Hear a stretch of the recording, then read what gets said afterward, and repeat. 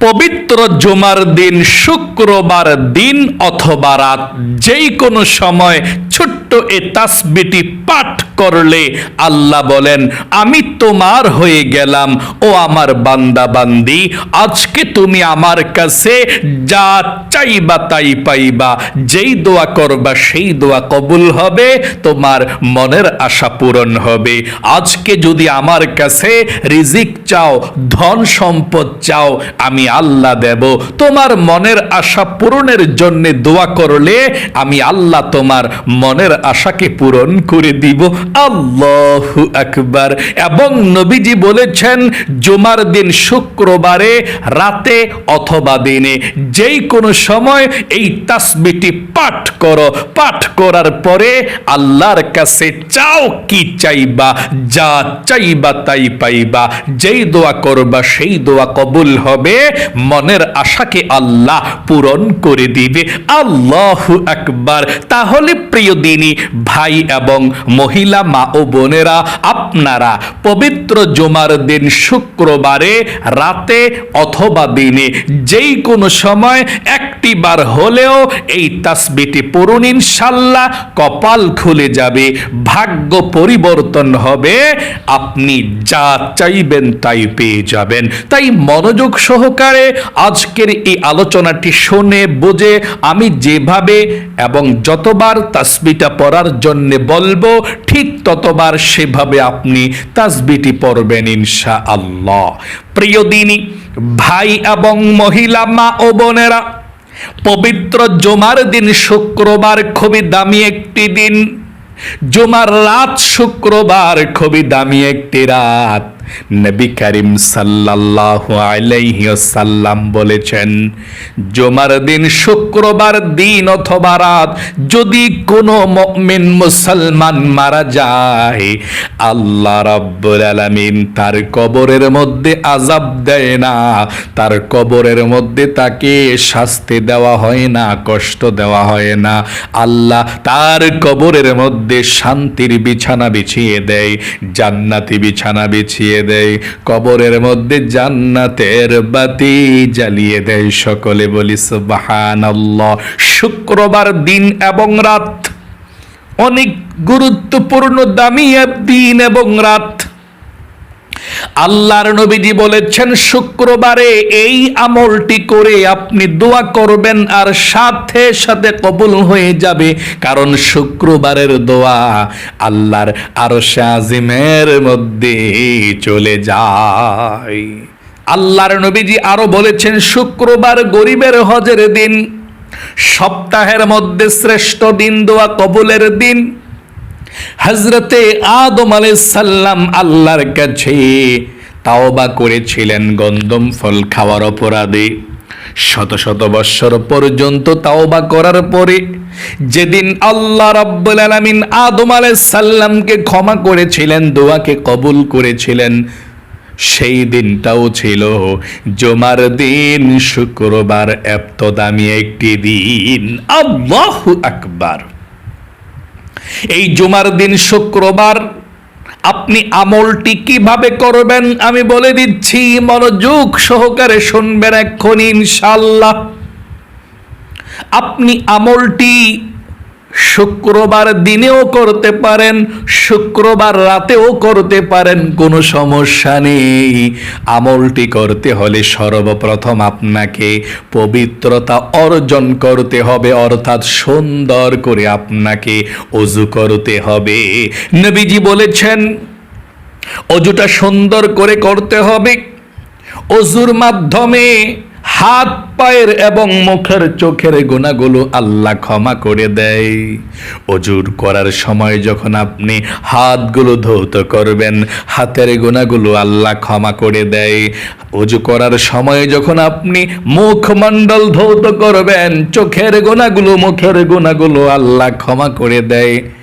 ওযু করার সময় যখন মাথা মাসেহ করবেন, আল্লাহ রব্বুল আলামিন মাথার সমস্ত গুনাহগুলো ক্ষমা করে দেয়।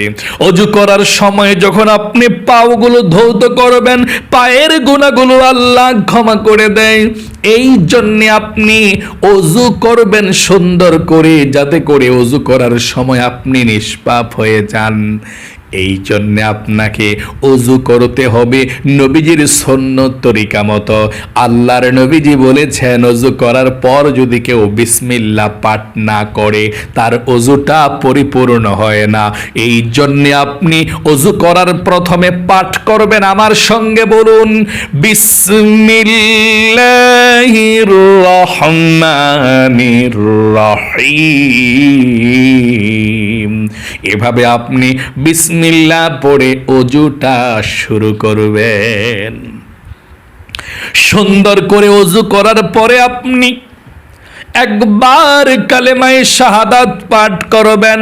আল্লাহর নবীজি বলেছেন, ওযু করার পরে একবার কালেমায়ে শাহাদাত পাঠ করলে আল্লাহ রাব্বুল আলামিন 8 জান্নাতের দরজা খুলে দেয়। আপনি 8 জান্নাতের যেই কোনো জান্নাতের দরজা দিয়ে যেই কোনো জান্নাতে প্রবেশ করতে পারবেন, আল্লাহ সব জান্নাতের দরজাকে আপনার জন্য উন্মুক্ত করে দিবে। আল্লাহু আকবার। তাই ওযু করার পরে আপনি এভাবে একবার কালেমায়ে শাহাদাত পাঠ করলে, ভালো পারলে পাঠ করবেন এভাবে। আমার সঙ্গে একটিবার সহি শুদ্ধভাবে পড়ুন, আশহাদু আল্লাহ ইলাহা ইল্লাল্লাহু ওয়াহদাহু লা শারীকা লাহু ওয়া আশহাদু আন্না মুহাম্মাদান আবদুহু ওয়া রাসূলুহু। এভাবে আপনি উপরের দিকে আঙ্গুলটা ইশারা দিয়ে পাঠ করবেন। এভাবে কালেমায়ে শাহাদাতটা পাঠ করার পরে পবিত্র একটি জায়গার মধ্যে বসে যাবেন আমলটি করার জন্যে। পবিত্র একটি জায়গার মধ্যে বসে গিয়ে সর্বপ্রথম 1 নম্বরে নবীজির প্রেম ভালোবাসা মনের মধ্যে নিয়ে আপনি 41 বার দুরূদ শরীফ পাঠ করবেন। কতবার? 41 বার। নবী করিম সাল্লাল্লাহু আলাইহি ওয়াসাল্লাম বলেছেন, 41 বার প্রথমে দুরূদ শরীফ পাঠ করলে আল্লাহ রাব্বুল আলামিন শত শত 410টা রহমত সঙ্গে সঙ্গে আপনার উপরে নাজিল করবে। 410টা গুনাহকে আল্লাহ আমলনামা থেকে কেটে দিবে। 410টা নেকি আল্লাহ আমলনামার মধ্যে লিখে দিবে। এবং একজন ফেরেশতা আপনার দুরূদের হাদিয়াটা নিয়ে নবীজির রওজা পাকে চলে যাবে। নবীজি আপনার নাম ধরে আল্লাহর কাছে রহমতের দোয়া করে দিবে। এই জন্যে আপনি নবীজির প্রেম ভালোবাসা মনের মধ্যে নিয়ে প্রথমে 1 নম্বরে আপনি 41 বার দুরূদ শরীফ পাঠ করবেন। এভাবে আমার সঙ্গে পড়ুন, ছোট্ট দুরূদ শরীফটা পড়লেও চলবে, পড়ুন, সাল্লাল্লাহু আলাইহি ওয়াসাল্লাম, সাল্লাল্লাহু আলাইহি ওয়াসাল্লাম, সাল্লাল্লাহু আলাইহি ওয়াসাল্লাম। যদি 41 বার পড়তে না পারেন 11 বার করে পড়লেও হবে, কোনো সমস্যা নেই। তাহলে আপনি 1 নম্বরে 11 বার দুরূদ শরীফ পাঠ করবেন। 11 বার এভাবে আবারও পড়ুন, সাল্লাল্লাহু আলাইহি ওয়াসাল্লাম, সাল্লাল্লাহু আলাইহি ওয়াসাল্লাম। প্রথমে 1 নম্বরে 11 বার দুরূদ শরীফ পড়বেন। 2 নম্বরে জীবনের সমস্ত গুনাহগুলো ক্ষমা হওয়ার জন্য ইস্তিগফারের দোয়াটি আপনি 11 বার পাঠ করবেন। আল্লাহর নবীজি বলেছেন, এই ইস্তিগফার পাঠ করলে আল্লাহ জীবনের গুনাহগুলো ক্ষমা করে দেয়। শুধু তাই নয়, এই ইস্তিগফার পাঠ করলে আল্লাহ নিজেই বলেছেন 5টি পুরস্কার আপনাকে দিবেন। 1 নম্বরে আপনার জীবনের গুনাহগুলো ক্ষমা করে দিবেন আল্লাহ। 2 নম্বরে আপনার অভাব অনটনগুলোকে দূর করে দিবেন। 3 নম্বরে আল্লাহ আপনাকে নেক সন্তান দান করবেন। 4 নম্বরে আল্লাহ আপনাকে জান্নাতে প্রবেশ করাবেন। 5 নম্বরে আল্লাহ আপনাকে জান্নাতের নহর থেকে শরবত পান করাবেন। আল্লাহু আকবার। এই জন্য আপনি 2 নম্বরে 11 বার ইস্তিগফারের দোয়াটি পাঠ করবেন। এভাবে আমার সঙ্গে পড়ুন, আস্তাগফিরুল্লাহ ওয়া আতুবু ইলাইহি, আস্তাগফিরুল্লাহ ওয়া আতুবু ইলাইহি, আস্তাগফিরুল্লাহ ওয়া আতুবু ইলাইহি। এভাবে 11 বার পাঠ করবেন। 3 নম্বরে এই ছোট কালেমাটি আপনি 100 বার পাঠ করবেন, লা ইলাহা ইল্লাল্লাহ, লা ইলাহা ইল্লাল্লাহ, লা ইলাহা ইল্লাল্লাহ 100 বার পাঠ করবেন। নবীজি বলেছেন লা ইলাহা ইল্লাল্লাহ পাঠ করলে আল্লাহর আরশের মধ্যে এই কালেমাটা চলে যায়। আল্লাহর আরশ আজিমের একটি নূরের খুঁটি আছে, সেই নূরের খুঁটিটা হেলতে থাকে, দুলতে থাকে। আল্লাহ বলেন, রে নূরের খুঁটি কি হয়েছে? নূরের খুঁটি বলে, আল্লাহ জমিনের মধ্যে তোমার একজন গুনাহগার বান্দা বান্দি লা ইলাহা ইল্লাল্লাহ কালেমাটা পাঠ করেছে, আর এখনো পর্যন্ত তার গুনাহগুলো ক্ষমা করা হয় নাই। আমি কিভাবে স্থির হতে পারি? আল্লাহ বলেন, আমাকে তারা কি দেখেছে? না দেখে নাই। আল্লাহ জান্নাত দেখেছে? না দেখে নাই। জাহান্নাম? না দেখে নাই। কবর আযাব? না দেখে নাই। আল্লাহ রাব্বুল আলামিন বলেন, রে নূরের খুঁটি সাক্ষী থাক, সাক্ষী থাক, যেই বান্দা বান্দিরা আমাকে না দেখে, জান্নাত জাহান্নাম না দেখে এই লা ইলাহা ইল্লাল্লাহ পাঠ করেছে, আমি আল্লাহ তাদের জীবনের যৌবনের গুনাহগুলো ক্ষমা করে দিলাম। এই লা ইলাহা ইল্লাল্লাহ আপনি 100 বার পাঠ করবেন এভাবে, লা ইলাহা ইল্লাল্লাহ, লা ইলাহা ইল্লাল্লাহ, লা ইলাহা ইল্লাল্লাহ, লা ইলাহা ইল্লাল্লাহ, লা ইলাহা ইল্লাল্লাহ। এভাবে 100 বার পাঠ করবেন। একবার শুধু পুরাটা কালেমা পড়বেন এভাবে, লা ইলাহা ইল্লাল্লাহু মুহাম্মাদুর রাসূলুল্লাহ সাল্লাল্লাহু আলাইহি ওয়াসাল্লাম। এভাবে আপনি কালেমাটা পাঠ করবেন। কালেমাটা পাঠ করার পরে আপনি 4 নম্বরে আবারও 11 বার পাঠ করবেন। রিজিক পাওয়ার দোয়াটা 11 বার, রিজিক পাওয়ার দোয়াটা 11 বার পাঠ করবেন। এই দোয়া পাঠ করলে আল্লাহ রিজিক দেয়, ধন সম্পদ দেয়, অভাব অনটন দূর করে দেয়। 11 বার পড়বেন।